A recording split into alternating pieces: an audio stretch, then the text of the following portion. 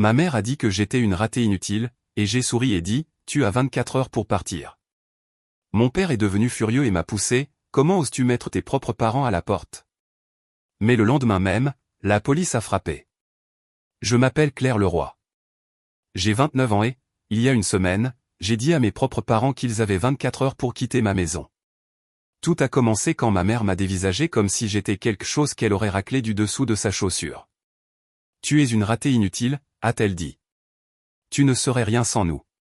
Pendant une seconde, cette douleur familière m'a frappé la poitrine. Puis quelque chose en moi a simplement basculé. J'ai souri. Bien, ai-je dit.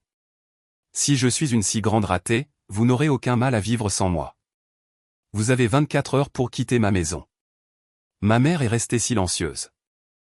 Le visage de mon père est devenu si rouge, si vite, que cela semblait presque irréel. Tu nous mets à la porte, a-t-il crié. Comment oses-tu mettre tes propres parents à la porte? Il s'est avancé rapidement vers moi et m'a poussé assez fort pour que mon dos heurte la porte. La poignée s'est enfoncée dans ma colonne vertébrale. Pendant une seconde, tout l'air a quitté mes poumons. Dehors, une lumière de Porsche s'est allumée. La porte d'un voisin s'est ouverte. Quelqu'un a demandé à voix haute si tout allait bien. Mon père s'est figé. Ma mère a sifflé son nom. Je me suis redressé en me frottant l'épaule et je les ai regardés tous les deux dans les yeux. C'est la dernière fois que vous levez la main sur moi dans ma propre maison. Le lendemain matin, juste après 9 heures, on a frappé sèchement à la porte. Quand j'ai ouvert et que j'ai vu l'uniforme, j'ai su que mes parents avaient finalement poussé les choses trop loin. Ils n'avaient aucune idée que la maison dont ils se vantaient depuis des années avait maintenant des documents à l'étage avec mon nom sur chaque ligne. Cette histoire ne se termine pas là où ils le pensaient. Avant de continuer, dites-moi, quelle heure est-il pour vous en ce moment et d'où regardez-vous? Je veux voir jusqu'où cette histoire peut aller. Bien avant cette nuit-là dans mon salon, le scénario de notre famille était déjà écrit, et je ne m'en étais tout simplement pas rendu compte. J'ai grandi dans une petite ville de province où tout le monde savait de qui vous étiez l'enfant. Dans notre maison, nous étions 4, mais cela n'a jamais semblé équilibré. Mon frère aîné, Guillaume Leroy, était le centre de gravité. S'il y avait un projecteur près de notre famille, il se posait sur lui. Mes parents y contribuaient. Mon père, Raymond, était bruyant et certain de ce à quoi une vie réussie devait ressembler. Ma mère, Martine, se souciait des apparences comme d'autres se soucient de respirer. Elle regardait qui conduisait quelle voiture et qui envoyait ses enfants dans quelle école. Ensemble, ils tenaient un tableau de pointage invisible, et le côté de Guillaume était toujours plein de coches. Il était bon dans les domaines qu'il valorisait. Il faisait du sport, souriait facilement sur les photos et serrait la main des adultes sans regarder par terre. Quand il intégrait une équipe ou gagnait un prix, mes parents répétaient l'histoire pendant des semaines et la présentaient comme la preuve qu'ils avaient tout fait correctement. J'étais là aussi, mais plutôt en arrière-plan. J'aimais la partie calme de la maison et la lueur d'un ordinateur plus que le bruit des gradins. J'adorais comprendre comment les choses fonctionnaient, démonter des programmes à l'écran et les remonter. Rien de tout cela ne s'est transformé en une histoire dont mes parents pouvaient se vanter, alors pour eux, ça ne comptait presque pas. Une fois, en première, j'ai gagné un concours de programmation au niveau régional.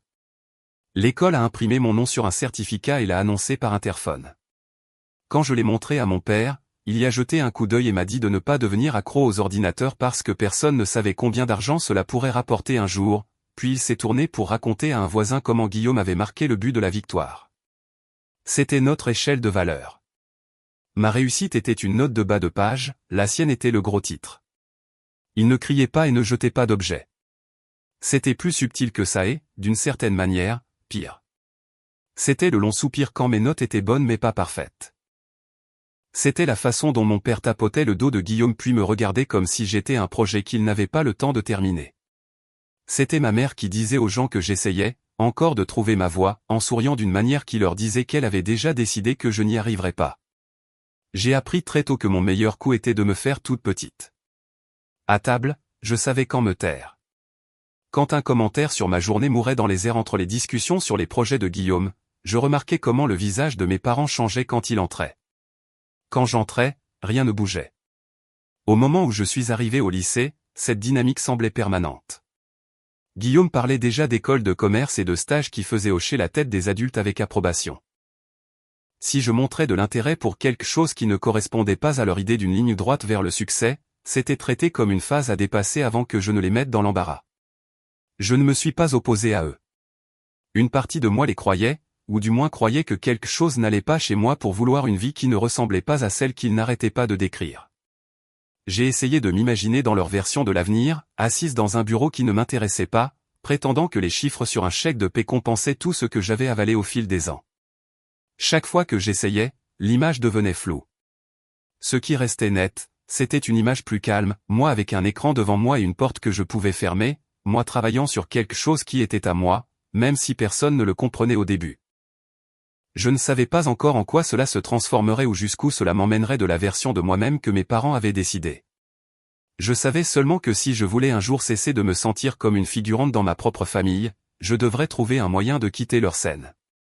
L'âge adulte, quand il est finalement arrivé, n'a pas semblé être la liberté au début. C'était comme se tenir sur une route sans panneau, avec seulement la connaissance silencieuse qu'elle est tout droit, comme ma famille s'y attendait, écraserait quelque chose en moi pour de bon.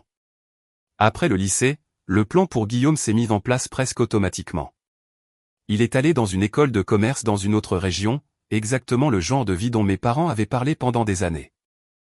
Voir cela a rendu évident à quel point leur scénario était peu écrit pour moi. J'ai commencé des cours dans un IUT parce que cela semblait être le compromis le plus sûr. Cela paraissait assez respectable quand les gens demandaient ce que je faisais ensuite. À l'intérieur, cependant, j'avais l'impression d'être assise dans le mauvais film. J'allais au cours, prenais des notes et rendais des devoirs, mais rien de tout cela n'a allumé une flamme en moi. Le seul moment où je me sentais éveillé, c'était quand je restais éveillé tard avec mon ordinateur portable, aidant les gens à résoudre de petits problèmes pour leur boutique en ligne et leur site web. Ces projets n'étaient pas prestigieux. Ils étaient irréguliers et parfois sous-payés, mais ils m'apportaient quelque chose que je n'avais jamais eu auparavant, la preuve que je pouvais résoudre des problèmes par moi-même et que des inconnus me faisaient confiance pour cela. L'argent arrivait sur mon compte avec mon nom dessus, non pas parce que quelqu'un m'avait fait une faveur, mais parce que j'avais construit ou réparé quelque chose qui comptait pour eux. C'était une sorte de validation silencieuse qui ne nécessitait pas l'approbation de mes parents. Un semestre en a entraîné un autre, et mes journées ont commencé à se diviser. Il y avait la version de moi qui était assise dans les salles de classe à regarder des diapositives et la version qui répondait aux courriels, apprenait de nouveaux outils et construisait lentement une liste de personnes qui revenaient quand elles avaient de nouveaux besoins d'aide. Quand la deuxième version a commencé à sembler plus réelle que la première, j'ai su que quelque chose devait changer. Abandonner n'a pas été un moment dramatique. J'ai rempli le formulaire de retrait en ligne, payé ce que je devais et fermé la page. Il n'y a pas eu de discours, seulement ma décision de m'engager dans le travail qui avait grandi dans les marges de ma vie. J'ai pris plus de contrats, postulé pour des postes à distance et finalement décroché un rôle à temps plein dans une petite entreprise de technologie qui ne se souciait pas de l'endroit où je vivais, seulement que je livre la marchandise. Avec ce travail est venu quelque chose que ma famille n'a jamais reconnu comme précieux quand c'était à moi, la stabilité. Il y avait un chèque de paie sur lequel je pouvais compter et un horaire assez flexible pour que je puisse continuer à travailler en indépendant à côté. Je pouvais sentir la forme de ma propre vie se dessiner enfin sous mes mains. Économiser est devenu une obsession silencieuse. Je surveillais chaque dépôt, suivais chaque facture et traitais chaque excédent comme une brique dans quelque chose que je construisais. Quand mes économies ont atteint un point que je n'avais fait qu'imaginer auparavant, j'ai commencé à regarder des annonces sur la Côte d'Azur. J'ai choisi la Côte d'Azur parce que c'était le point le plus éloigné que je pouvais imaginer sans quitter le pays. Je voulais un nouvel endroit pour tracer des lignes, un endroit à moi dès le premier jeu de clés. La maison dans une impasse pavillonnaire a attiré mon attention parce qu'elle était banale d'une manière qui me semblait sûre, une petite rangée de maisons similaires et un cercle de bitume où les enfants apprennent probablement à faire du vélo. L'approbation du prêt hypothécaire est revenue à mon nom seul. Pas de co-emprunteur, pas de parents planant en arrière-plan. Je me souviens de l'agent de crédit me félicitant par mon nom complet et, plus tard, assise dans ma voiture, les mains enfin immobiles, le cœur calme, sachant que le roi, sur ces papiers m'appartenait à moi, pas à eux.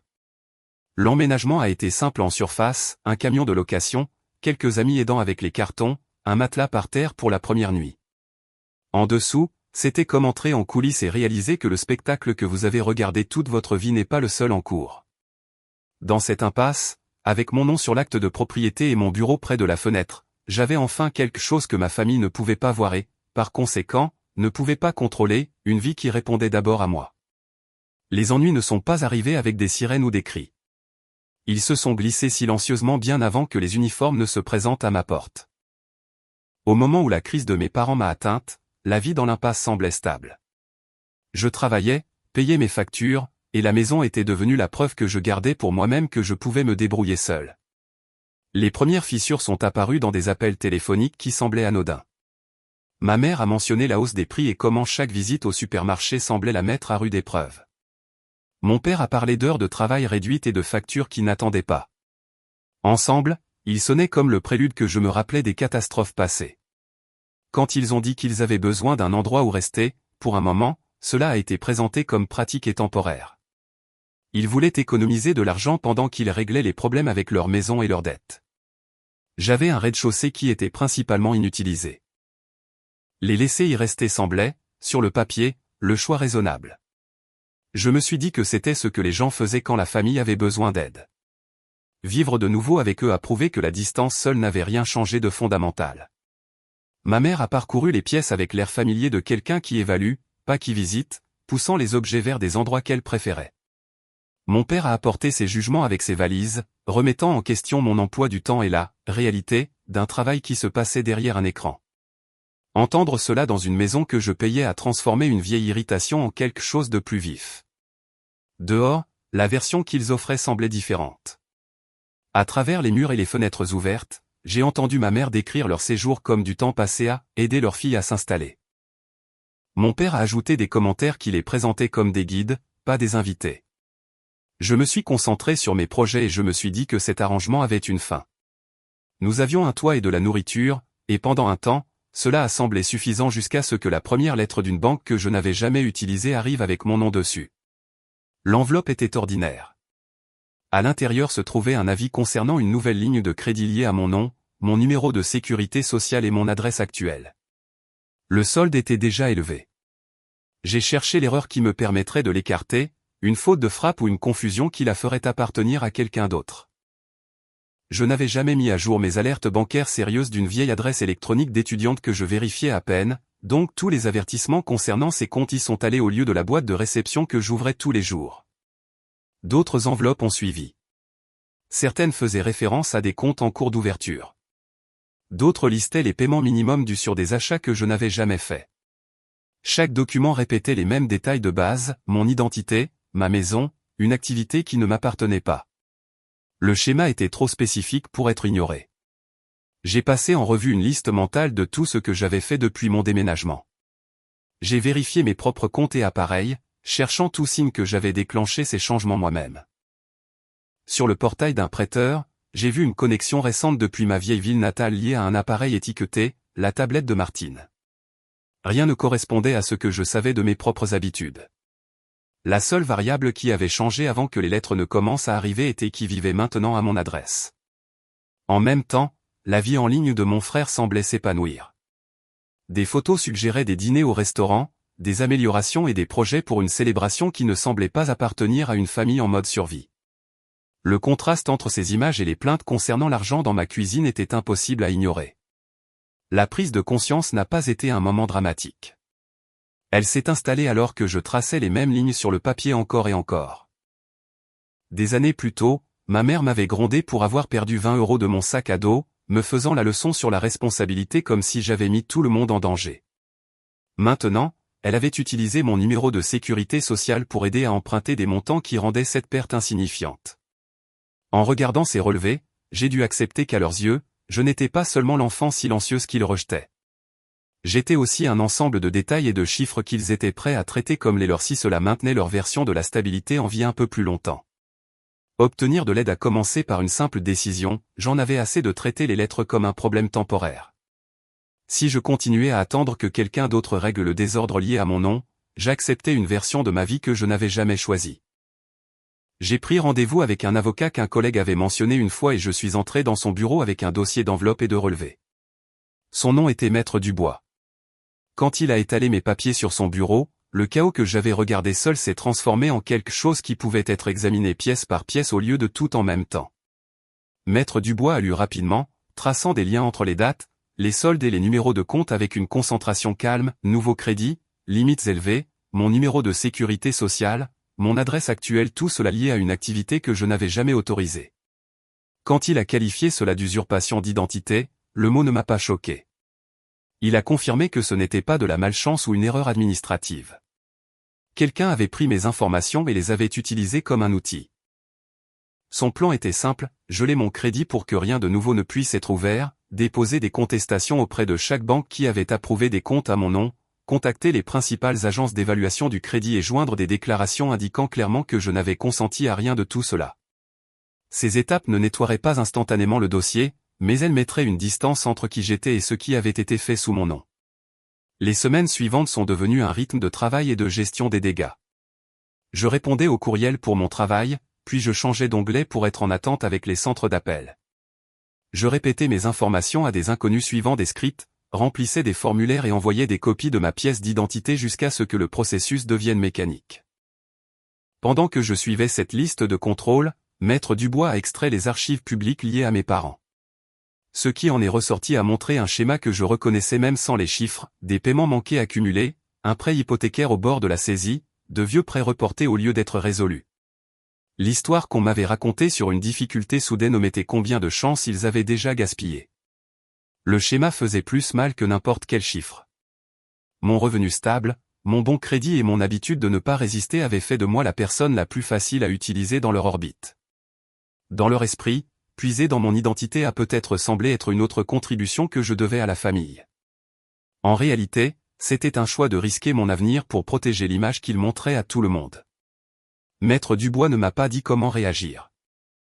Il a expliqué ce qui se passerait probablement si je ne faisais rien. Il y avait des entreprises qui achetaient des prêts et des hypothèques en difficulté pour moins que leur pleine valeur et intervenaient en tant que nouveaux créanciers. Leur décision n'était pas personnelle. Elle suivait les chiffres, pas les histoires. Se trouver près de ce processus me déstabilisait, mais l'ignorer ne changerait pas la direction que prenaient les choses. Leur prêt hypothécaire était déjà en train de passer sous le contrôle de quelqu'un d'autre. La vraie décision devant moi était de savoir si je resterais la personne la plus commode à sacrifier ou si je me mettrais enfin entre ma vie et les gens qui la traitaient comme une ressource. Avec les conseils de Maître Dubois, j'ai créé une petite société pour que nous puissions légalement acheter un lot de dettes en souffrance qui incluait le prêt hypothécaire de mes parents. Sur le dossier qu'il m'a remis, leur ancienne adresse se trouvait au milieu de la liste, réduite à des chiffres et des intérêts. Nous avons acheté le lot pour bien moins que sa valeur totale, ce qui signifiait que l'endroit qu'ils appelaient autrefois leur héritage se trouvait maintenant à l'intérieur d'un investissement que je possédais en partie. J'ai imprimé les documents et les ai gardés dans le tiroir supérieur de mon bureau. Parfois, je l'ouvrais et voyais mon nom au-dessus du leur et ressentais un sentiment de satisfaction discret, plus vif que le moment où j'ai tenu pour la première fois les clés de ma propre maison. Rien dans l'impasse n'avait l'air différent. Ils vivaient toujours en bas comme s'ils me rendaient service. Je travaillais toujours à l'étage et gardais un ton neutre. Mais en dessous, l'équilibre avait changé pour de bon. Pour la première fois, le rapport de force dans notre famille avait basculé en ma faveur. Après que les démarches légales ont été lancées, la maison semblait toujours en déséquilibre. C'était comme si une version de notre famille existait sur papier et une autre se déplaçait dans les pièces comme si rien n'avait changé. À l'étage, mes journées restaient structurées. Je travaillais, fermais l'ordinateur portable, préparais des repas rapides et me rappelais que cet endroit était censé être à moi. En bas, mes parents s'installaient comme si le rez-de-chaussée leur avait été réservé depuis le début. Ils glissaient leur routine dans chaque coin et traitaient ma décision de les laisser rester comme quelque chose de dû, pas d'offert. Guillaume est arrivé avec de nouveaux projets, de nouveaux achats et la confiance facile que tout serait couvert. Il absorbait l'attention de mes parents comme il l'avait toujours fait, tandis que je regardais de loin, portant la connaissance que le coussin sous eux tous avait mon nom attaché à lui. À travers les murs fins et les portes entr'ouvertes, j'entendais la version des événements qu'il préférait. Il parlait de « se serrer les coudes », de la façon dont les familles partagent les fardeaux, des manières dont il croyait se sacrifier. Rien de tout cela ne correspondait au dossier que Maître Dubois et moi avions examiné. Il parlait encore comme si la stabilité était quelque chose qu'ils avaient transmis à leurs enfants. C'est moi qui avais signé pour la maison dans laquelle ils dormaient. La nuit où tout a éclaté a été présenté comme un « dîner de famille ». Ma mère l'a présenté comme une chance pour nous tous de nous asseoir ensemble. Les mots semblaient inoffensifs, mais le sous-entendu était familier, la soirée tournerait autour de leur version des événements. J'ai accepté d'être là, sachant que j'allais enfin cesser de faire semblant de ne pas voir la situation dans son ensemble. À ce moment-là, les réponses des banques et des agences avaient commencé à arriver.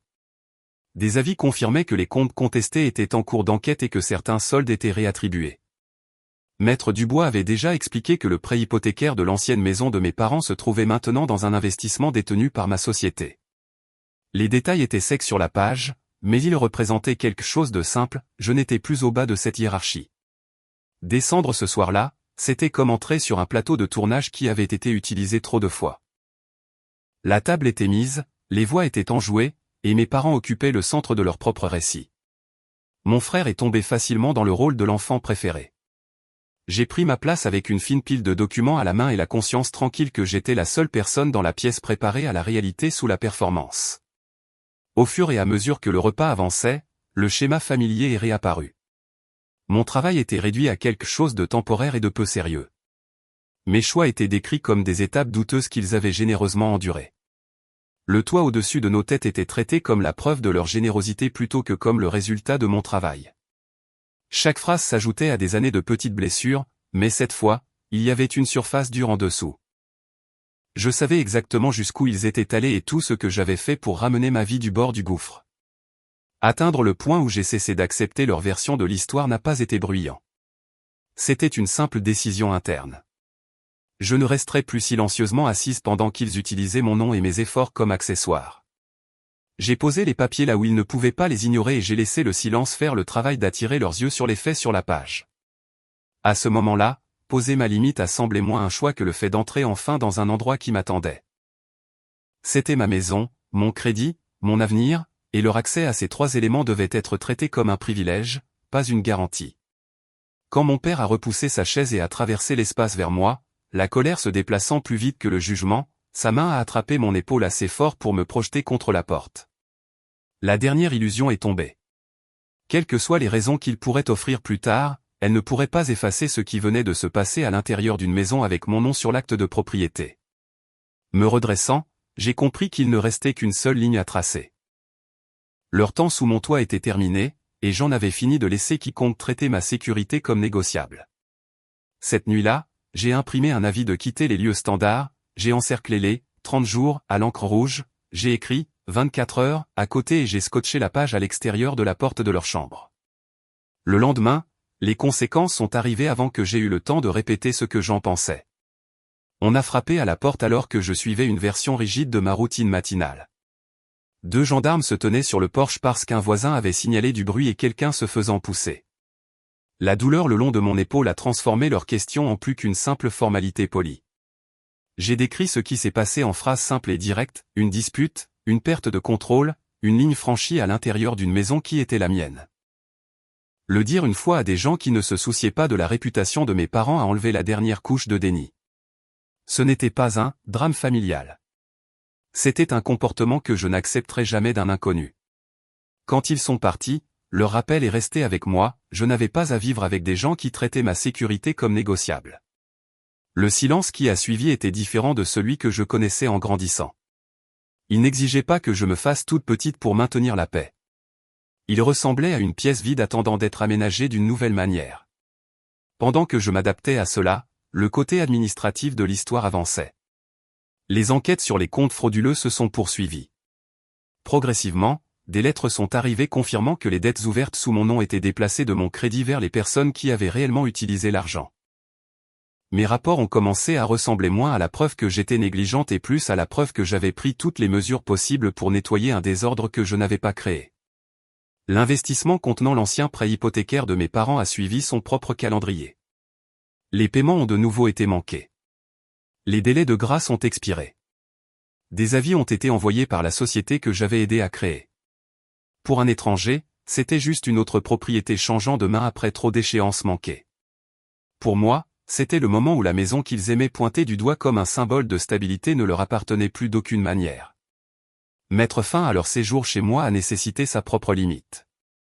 Avec les conseils de Maître Dubois, j'ai signifié un avis formel, mettant fin à leur droit de vivre au rez-de-chaussée. Les 24 heures que j'avais lancées sous le coup de la colère sont devenues un calendrier clair soutenu par des documents au lieu de l'émotion. Il n'y a pas eu de scène dramatique. Ils ont fait leur carton. Les boîtes sont sorties. Leurs pas se sont estompés des pièces en dessous de moi. Ils se sont installés dans un appartement plus petit, plus loin, un endroit qui correspondait plus honnêtement à leur situation que l'image qu'ils présentaient auparavant. Mon frère s'est adapté avec Dem, réduisant des projets qui semblaient autrefois sans fin. Rien de tout cela n'a semblé triomphal. C'était simplement juste. Ils ont encore essayé de me ramener dans l'ancien scénario. Ma mère a envoyé de brefs messages qui présentaient tout comme de la tension et un malentendu. Mon père a laissé un message vocal sur les obligations familiales, sans reconnaître le mal causé. J'ai écouté une fois et j'ai réalisé que si je continuais à répondre, je choisissais le rôle auquel j'avais passé toute ma vie à essayer d'échapper. Bloquer leur numéro et laisser leur courriel disparaître dans un dossier que je n'ai jamais ouvert, c'était comme fermer une porte qui était restée entr'ouverte pendant des années. La vie après cela n'était pas parfaite. Le travail était toujours exigeant. Les factures arrivaient toujours. De vieilles phrases de mon enfance refaisaient surface dans ma tête les jours de fatigue. Mais la maison reflétait enfin la réalité de mes efforts. Le rez-de-chaussée était loué à des gens qui le traitaient comme un foyer, pas comme un droit de naissance. Mes rapports de crédit ne listaient que les comptes que j'avais réellement ouverts. Mon avenir se déroulait selon mes choix au lieu des urgences de mes parents. Quand je pense au moment où j'ai dit à mes parents qu'ils avaient 24 heures pour partir, je ne vois pas une chute spectaculaire. Je vois quelqu'un qui a finalement cru que le fait d'être parent avec une personne ne lui donne pas un accès illimité à votre argent, votre temps ou votre corps. Cette phrase ne visait pas à ruiner leur vie. Il s'agissait de refuser de rester immobile sur le chemin de choix que je n'avais pas fait. La leçon est simple, les limites paraîtront presque toujours cruelles aux personnes qui profitaient du fait que vous n'en aviez aucune. Dire non ne fait pas de vous quelqu'un sans cœur. Parfois, c'est le seul moyen de ne pas disparaître sous le poids des urgences des autres. Je n'ai pas poussé mes parents d'une falaise. Je me suis écarté et j'ai laissé leur chemin mener là où ils se dirigeaient depuis des années, vers eux et loin de moi. Je me demande ce qu'une autre personne aurait fait à ma place. Auriez-vous laissé vos parents rester et essayer à nouveau ? Ou auriez-vous tracé la même ligne que moi ? Dites-moi ce que vous en pensez. Je lis les histoires qui me parviennent.